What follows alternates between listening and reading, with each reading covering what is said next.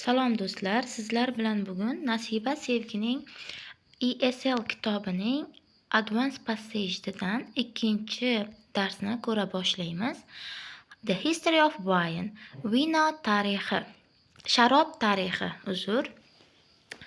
Early in the development of agriculture, men discovered how to make alcoholic drinks from grapes and corn.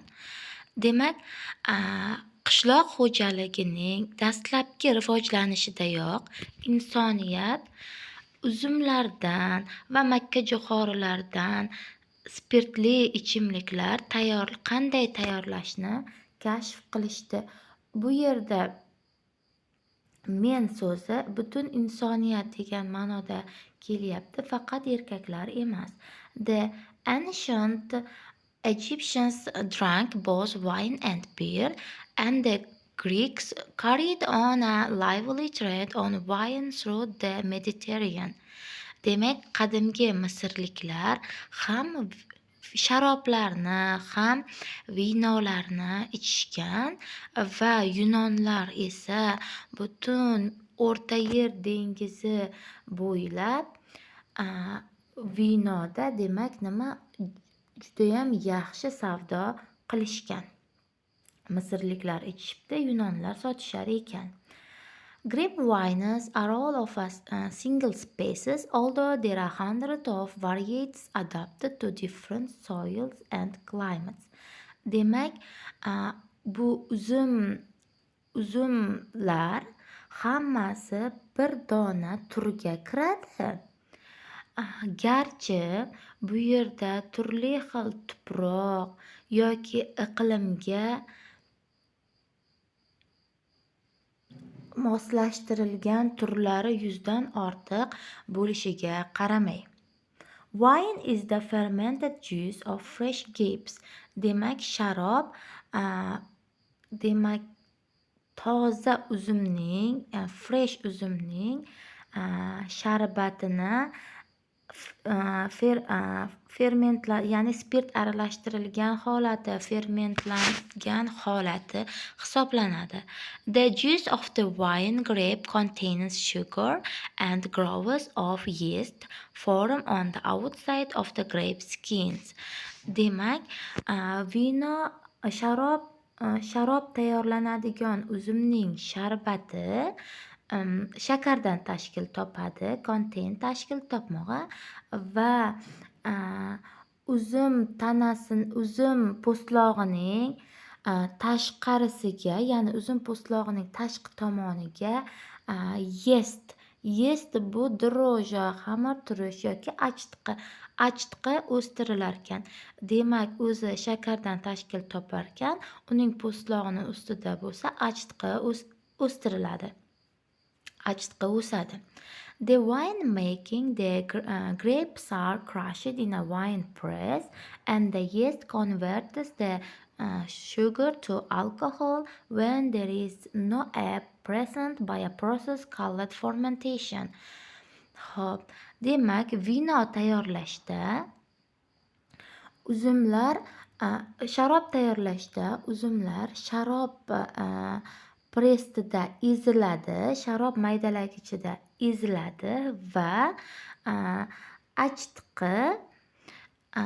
achitqi shakarini spirtga aylantiradi. Bu yerda convert to degani bir narsani ikkinchi narsaga aylantirilganda ishlatiladi. Aylantirmoq, o'zgartirmoq ma'nosida keladi. Xo'p, when there is no air present by a process called fermentation. Demak, umuman havo bo'lmaydi u yerda, ya'ni spirtga aylantirilayotgan paytda, va bu fermentatsiya deb nomlanadi bu jarayon. Red wine is made from dark grapes and white wine from white grapes or from dark grapes whose skin have been removed from the wine press at an early stage. Demak, qizil vino qizil uzumlardan tayyorlanadi, oq vino oq uzumlardan yoki erta bosqichdayoq sharob pressida olib tashlangan qizil uzumni tanalari qora uzumni tanalari olib tashlangan uzumlardan ham tayyorlanar ekan. The most famous wine growing countries are France, Germany and Italy. Eng mashhur sharob yetishtiradigan mamlakatlar Fransiya, Germaniya va Italiya hisoblanadi. Wine was made in England in the Middle Ages, but the climate is not really suitable for grape wines. Demak, sharob Angliyada tayyorlanar edi o'rta asrlarda, ammo iqlim bu uzum vinolarini yetishtirish uchun hozirgi kunda uncha ham mos emas. Wines must be drunk quickly once they are opened, otherwise bacteria will use the air to convert to alcohol to vinegar. Demak, vino ochilishi bilanoq ichilishi kerak. Once are opened, ochilishi bilanoq. Aks holda bakteriya havodan foydalanib oladi, ya'ni alkogolni, spirtni uksusga aylantirishga havodan bakteriya foydalanadi. The bacteria are killed by a higher alcohol content than is found in wine, and it is why sherry and port, the specialists of Spain and Portugal respectively, are fortified by the addition of spirits to make them last longer. Demak, odatda vino sharobda topilaganga qaraganda balandroq spirtdan tashkil topganda bakteriya o'ldiriladi. Va mana nima uchun sherri va port, ya'ni Ispaniyada sherri, Portugaliyada port uzoqroq ularni turishi uchun qo'shimcha sharoblarni nima qiladi? Spirtlar bilan boyitadi. Bu yerda respectively so'zi mos ravishda deya tarjima qilinadi. Ya'ni ketma-ket ikkita narsani sanab, undan keyin unga tegishli bo'lgan narsalarni sanagan uchun bu yerga respectively, ya'ni sherri Spainga tegishli, port esa Portugaliyaga tegishli degan ma'noni berib turibdi. Demak, exercise 1dagi mashqlarni bajarasiz. Sizlar bilan multiple choice savollarini birgalikda bajaramiz. According to the passage, the consumption of alcohol drinks. Demak, passagega ko'ra alkogol ichimliklarni iste'mol qilish provided the Greeks with their main sources of income. Demak, Yunonlarni asosiy pul topish uslubi, asosiy inkomi, manbasi bilan ta'minlangan, asosiy hayotida pul topish manbasi bilan ta'minlagan. Bizga to'g'ri Yunonlar savdo qilish haqida gapirildi, lekin ularning asosiy source of income'mi yoki yo'qmi bu haqida tekstda kelmadi, not given. Dates back normally as far as agriculture. Demak, qadimgi qishloq sanoatiga borib taqaladi. Bu javobimiz to'g'ri, chunki tekstning boshida aytib o'tib ketildi. Was a popular pastime in ancient Egypt. Demak, qadimgi Misrda ularning mashhur demak vaqt o'tkazdiradigan mashg'uloti bo'lgan deyilyapti. To'g'ri, misrliklar iste'mol qilganligi aytildi, lekin ularning popular pastime ekanligi haqida gap ketmadi, not given. Could cause problems even in ancient civilizations. Demak, qadimgi sivilizatsiyada judayam muammolarni keltirib chiqarganligi haqida aytilmadi, problem haqida umuman gap ketmadi. Become very widespread in the Mediterranean region.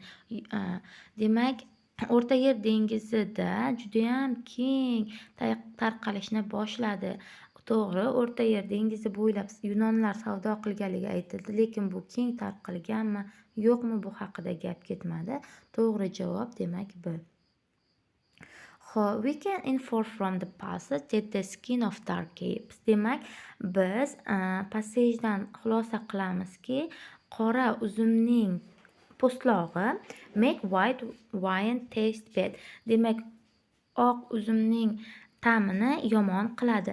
Bizga hech qanday ta'm va uning yomonligi haqida gap ketmadi. Not given have better growth of yeast on them.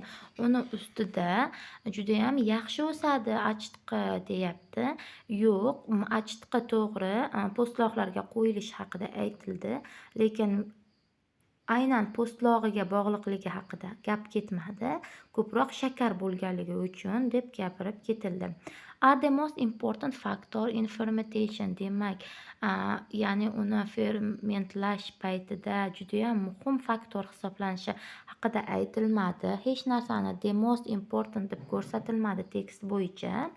Ya'ni eng deb hech qaysini oldinga olib chiqmadi. Not given must be removed before they are pressed. Ular maydalanishidan oldin olib tashlanishi kerak. Bu qora uzumning po'stlog'i deyilyapti. To'g'ri, ularni maydalash haqida aytildi, lekin ular olib tashlanishi kerakmi yoki yo'qmi, bu haqida ma'lumot berilmadi. Not given produce the color of red wine. Qizil vinoning rangini ishlab chiqaradi. To'g'ri, chunki qora uzumlardan qizil vino tayyorlanadi deb aytib ketildi. It is stated in the passage that the higher the percentage of alcohol in wine, demak, passajdan shu narsani bilamizki, sharobdagi spirtning foizini balandligi more popular it is, uni mashhur qilish haqida aytilmadi. Not given easier it is to sell, uni sotish osonligi haqida ham gap ketmadi. Faster people get drunk, tezroq odamlar ichishi kerak. Odamlar tez icha boshlaydi. Ko'proq qo'shilsa spirt. Yo'q, naborot, ko'proq qo'shilsa ko'proq odamlar ularni qanchalik tez ichishi haqida umuman aytilmadi. Longer life it has. Demak, unda uzoqroq turadi u deyildi. To'g'ri javobimiz D bo'ladi. Xo'p, keyingi i'ni ham ko'rib qo'yamiz. Quicker it must be drunk. Tezroq ichib yuborilishi kerak. Yo'q, aksincha, tezroq ichib yuborilishi kerak emas. Ko'p qo'shilsa longer life qiladi. Mana gapimizni oxirida shu savolga javob berib o'tilgan. Bugungi darsimiz tamom. 3-exercise'ni ham o'zingiz bajarib qo'yasiz. Xayr, salomat bo'ling.